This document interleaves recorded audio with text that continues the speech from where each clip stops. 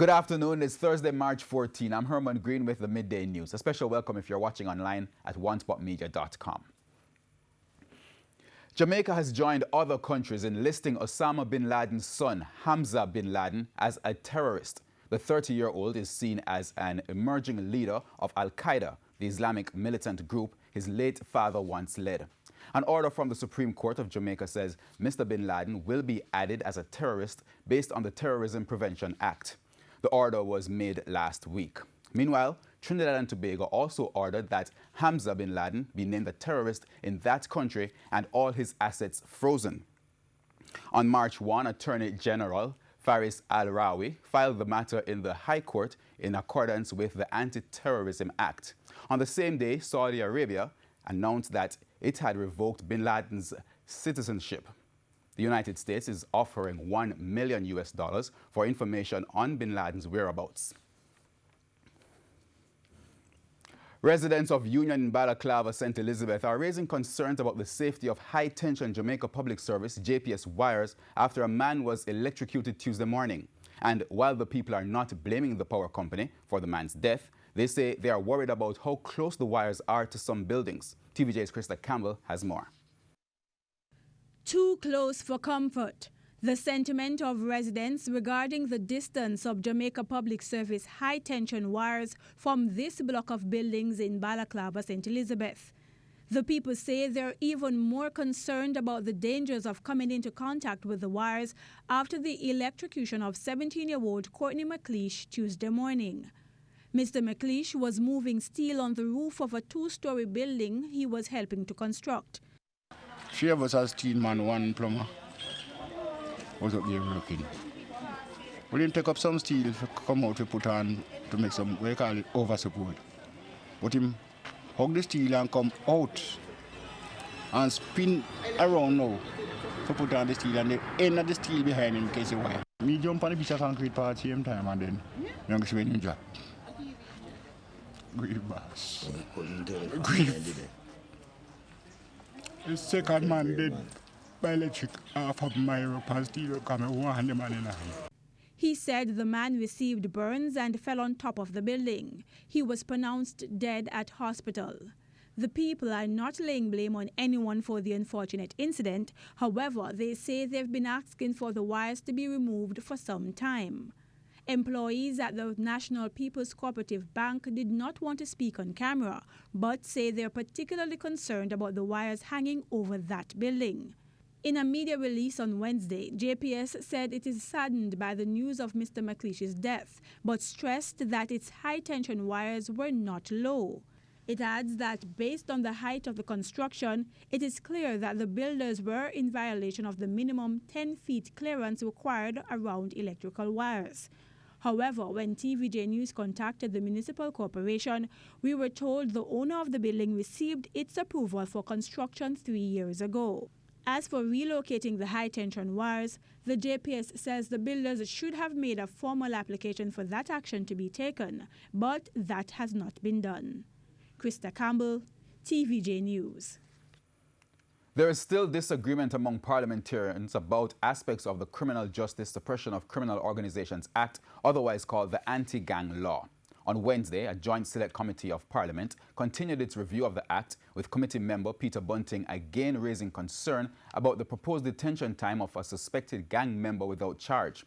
The proposal is that a suspect may be detained for 7 days initially, with a possible extension by a parish judge of up to 28 days eventually without being charged. Mr. Bunting says based on the experiences of the state of emergency in St. James, he is skeptical.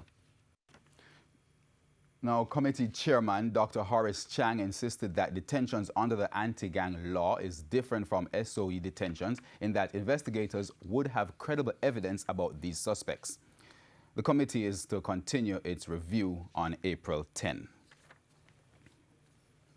Teachers at Central High yesterday staged another protest to press home their demand for the school's chairman to resign. But they were told to be patient and await an investigation. TVJ Shamela Pullen has the latest in the ongoing saga. For the third time this week, classes were disrupted at Central High School as students turned up Wednesday morning to find the gate padlocked. The teachers once again dressed in black, calling for the removal of the chairman, Henry Morant.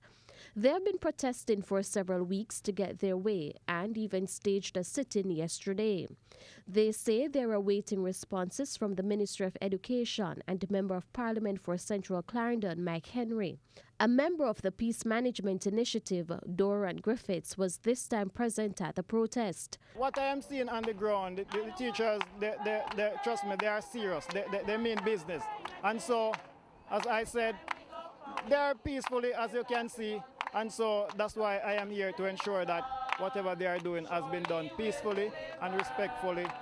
The locks at the main gate were later removed by fire personnel. The students proceeded to their classrooms, but without any teachers. Mr. Griffith says with external exams coming up soon, students are affected as they should be preparing. Children need to go to school, and it has been going on for a while now, and it cannot continue like this. So whatever it is, you know, board member and everyone has to just come to a conclusion and just bring it to a settlement. On March 1, a meeting was held with an education official and the MP when both men assured the teachers that a decision would be made and they would have been informed by last week Tuesday. But despite not getting a response, when TVJ News caught up with Mr. Henry, he said he's disappointed with the teachers' continued action. Mr. Henry says he was hoping that they would have waited until the probe is complete. The Ministry of Education called me this morning to say that they now have all the reports that are required. They've had the reports from their officer. They've had the full report from the chairman of the board, who has to answer many issues that were raised. And they are now going to be meeting with him. Maybe as I speak, they're meeting with him. Obviously, I can't meet independently. As a member of parliament, I seek to see that justice is done and that the issues are addressed and the principles are maintained. And where those fall, we have to begin to deal with them. TVJ News tried to contact the Ministry of Education for a response on the matter, but was unsuccessful. Shamela Pullen, TVJ News. After being off the political scene for the last 2 years, former president of the People's National Party, Portia Simpson Miller, last evening showed her support for the PNP's candidate for the Eastern Portland by-election, Damian Crawford. Damian know how the politics stay and how rich it is, and that at this stage, Damian, do everything that you can do. And if you need a matter, walk with you one at a time. I will be around. She also used the meeting to issue a warning to the candidate. You are a very bright young man. I mean, I want nobody twist you and turn you in anywhere. You know what you're supposed to do. Do it, and if you believe that you can get some ideas, all on Portia. Nomination day will be tomorrow, Friday, March 15. Concerns this afternoon about the care of Jamaica's aging population. The concern has been raised following reports by TVJ News in the past week regarding the care of persons in some of the nation's nursing homes. According to public health and aging professor at the University of the West Indies, Mona, Denise Eldemire-Shera, there needs to be a plan to sensitize the public on how to care for the elderly in the society. Her suggestion comes amid reports that the number of nursing homes island-wide, only 17 are licensed to operate. Professor Eldemire-Shera, who was speaking on TVJ's Smile Jamaica this morning, pointed out that there is a difference between nursing and Golden Age homes. She said that Golden Age homes are not obligated to provide care for its residents, while nursing homes tend to patients. Somebody who has a stroke, who is going to need 2-hourly turning, who is going to need incontinent pads, who is going to need a special diet. It's not a home for the elderly. It's not a home for the elderly. They need a nursing home. That's why you're not keeping them at home, because you can't manage that diet. You can't manage the blending of the food. What happens if they have swallowing difficulties? What happens if they're choking? Yeah. What happens if they can't, as I say, swallow, they're going to get pneumonia? it's an important difference. It's why she's urging families to plan for elderly care, which will avoid putting family members in the wrong home. We have to start at the family. What have you written down? Do your family members know what you want if something happens to you tomorrow? Have you designated who is to look after you if you need looking after tomorrow? So even starting there, we need to look at a comprehensive program. But the foundation of that program has got to be education. Education of people as to what to expect. You're going to live 25 years after 60, you know. You know what to expect. You can deal with the wonky knee. You can deal with the forgetfulness. So how are you going to prepare? How are you going to do the stimulation? And the following is a statement from the RGR Gleaner Communications Group regarding broadcaster and colleague Doreen Samuels. The immediate family and the RGR Gleaner family of broadcaster Doreen Samuels note the concerns that have arisen about her health. Doreen has had surgery in recent days and is in recovery. She continues to receive treatment. We request the respect of privacy at this time and especially ask that the speculations and the pronouncements on social media stop. We hold her in our prayers. And that was a statement from the RGR Communications Group regarding broadcaster or colleague Doreen Samuels. We go on to news overseas as another border security showdown is brewing in Washington, D.C. in the United States. The Senate is set to vote on a resolution that disapproves of President Trump's national emergency declaration. We have more from the CNN. On getting funds for his long-promised wall.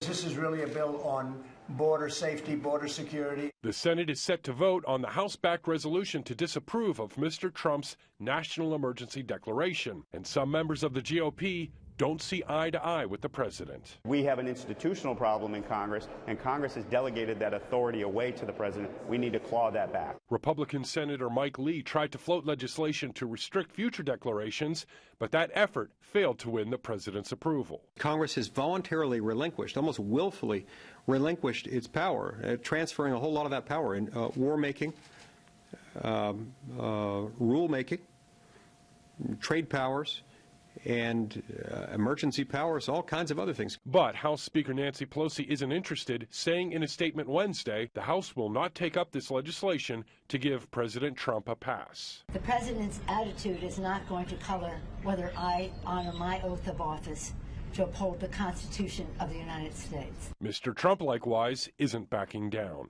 We'll see whether or not I have to do the veto, and it will be I think all very successful regardless of how it all works out, but it's going to be very successful. We go on to news in sports. The $1 million prize in the Red Stripe Premier League, along with the playoffs and relegation battle, could be decided on Thursday following the 31st round of matches. Simon Preston has the preview.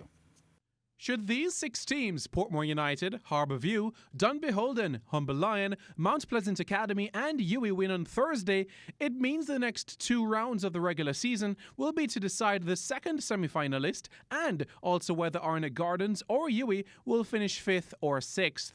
With a 4-point advantage, Portmore United could open up a 7-point lead and pocket the bonus prize of $1 million for topping the regular season table should they beat second-placed Waterhouse.